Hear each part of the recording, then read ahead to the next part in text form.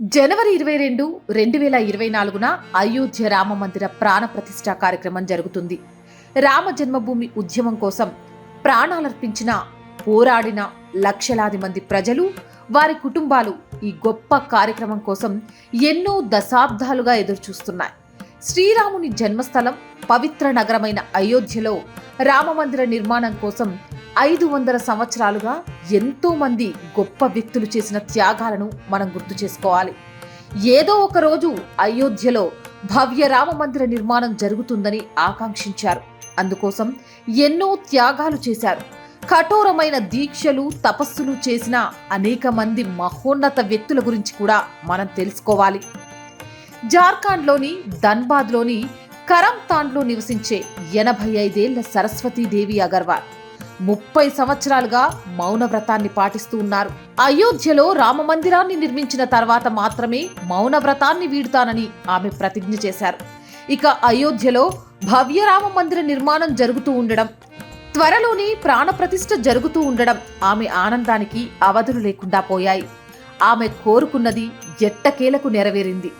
ఆమె తన 3 దశాబ్దాల దీక్షను జనవరి 22న అయోధ్య రామమందిర శంకుస్థాపన కార్యక్రమంలో విరమించనున్నారు.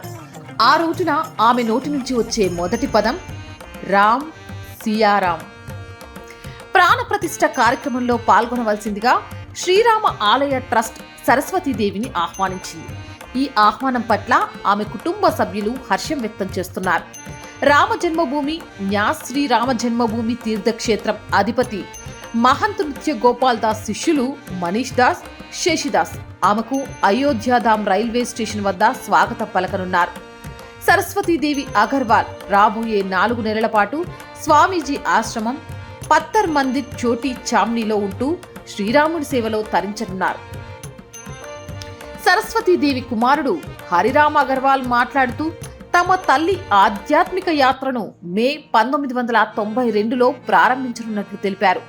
ఆమె అయోధ్యను సందర్శించి రామ జన్మభూమి ట్రస్ట్ అధినేత మహంత్ నృత్య గోపాల్ దాస్ ను కలుసుకున్నారు. ఆయన కమతానాథ్ పర్వతానికి ప్రదక్షిణ చేయమని సూచించారు.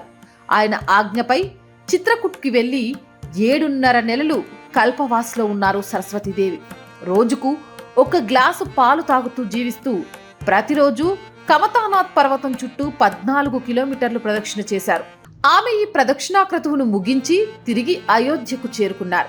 డిసెంబర్ 6, 1992న ఆమె స్వామి నృత్య గోపాల్ దాస్ ను కలుసుకున్నారు. మౌనవ్రత విశిష్టత గురించి తెలుసుకున్నారు. అయితే రామ మందిరాన్ని నిర్మించిన రోజునే మౌనం వీడుతానని ఆమె ఆ రోజు ప్రతిజ్ఞ చేశారు. అప్పటి నుంచి ఇప్పటి వరకు ఆమె మౌనవ్రతాన్ని ఆచరిస్తూనే ఉన్నారు. సరస్వతీదేవి 65 ఏళ్ల క్రితం దేవకీ నందన్ అగర్వాల్ ను వివాహం చేసుకున్నారు. ఉత్తరప్రదేశ్లోని భోమ్రా గ్రామానికి చెందిన దేవకీ నందన్ అగర్వాల్ 35 ఏళ్ల క్రితమే మరణించారు. ఈ దంపతులకు 8 మంది పిల్లలు, 4 కుమారులు, 4 కుమార్తెలు ఉన్నారు. సరస్వతీదేవి రాజస్థాన్లో జన్మించారు. పెద్దగా చదువుకోలేదు. కానీ ఆమె భర్త ఆమెకు ప్రాథమిక విద్యను అభ్యసించేలా చేశారు. పుస్తకాలను చూసి చదవడం, వ్రాయడం నేర్చుకున్నారు సరస్వతీదేవి. అప్పటి నుండి రామ్చరితమానస్ వంటి ఎన్నో గొప్ప పుస్తకాలను క్రమం తప్పకుండా చదువుతూ చాలా సాదాసీదా జీవితాన్ని గడుపుతూ వస్తున్నారు. రోజుకు 1 సారి మాత్రమే తింటున్నారు. అది కూడా సాత్విక ఆహారం మాత్రమే. మౌనవ్రతం పాటించాలనే తన కోరికను ఆమె కుటుంబ సభ్యులకు తెలియజేసినప్పుడు వారంతా ఆమె ఆధ్యాత్మిక ప్రయాణాన్ని స్వాగతించారు, మద్దతుగా నిలిచారు. సరస్వతీదేవి తనకు వచ్చిన ఆహ్వానంపై స్పందించారు. ఆమె మౌనవ్రతంలో ఉన్నారు కాబట్టి ఒక కాగితంపై నా జీవితం పరిపూర్ణమైంది అని వ్రాసి కృతజ్ఞతలు తెలిపారు. ప్రాణ్ ప్రతిష్ఠ వేడుకకు రామ్లల్లా నన్ను పిలిచారు. నా ప్రార్థనలు చేసిన పూజలు, దీక్షలు ఫలించాయి. 30 సంవత్సరాల తరువాత నేను రామనామంతో నా మౌనవ్రతాన్ని విరమించబోతున్నాను అని ఆమె కాగితంపై రాశారు. ఆమె ప్రధాని నరేంద్ర మోదీని సూర్యవంశ మహారాజు దశరథుడితోనూ, యోగి ఆదిత్యనాథ్ను వశిష్ఠ ఋషితోనూ పోల్చారు. సరస్వతీదేవి లాంటి ఎంతో మంది గొప్ప వ్యక్తులు రామ జన్మభూమి నిర్మాణం కోసం కొన్ని దశాబ్దాలుగా ఎదురుచూశారు. ఆ గొప్ప ఘట్టం త్వరలోనే చూడబోతున్నాం. జై శ్రీరామ్.